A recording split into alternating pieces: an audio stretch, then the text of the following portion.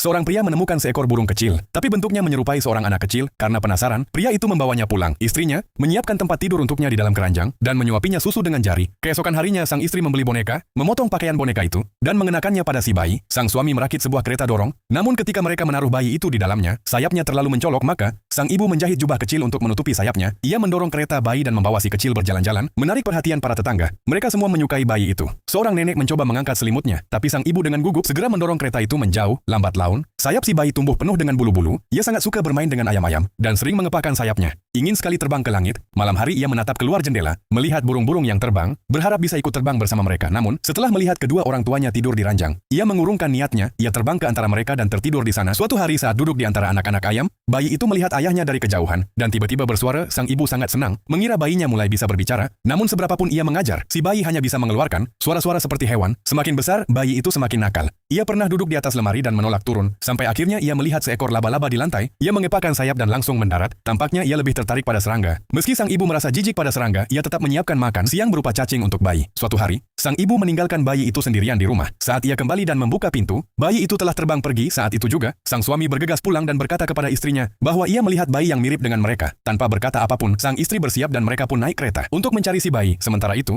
bayi itu terbang bersama burung-burung di langit, tapi tak lama kemudian ia kelelahan dan jatuh. Untung ia mendarat di atas tempat tidur di sebuah rumah. Jadi ia tidak terluka. Seorang gadis kecil menemukannya. Ia mengajari si bayi membaca setiap hari dan mengajaknya bermain, namun bayi itu tetap ingin terbang. Ia bahkan sering tidur di atas pohon. Sementara gadis kecil itu terlalu takut untuk memanjat. Keesokan harinya, pasangan itu secara tak sengaja bertemu dengan gadis kecil itu. Namun saat sang ayah memanjat pohon, bayi itu sudah tidak ada di sana dan begitulah mereka pun kembali melanjutkan pencarian. Jadi menurutmu, apakah bayi itu seekor burung atau seorang manusia?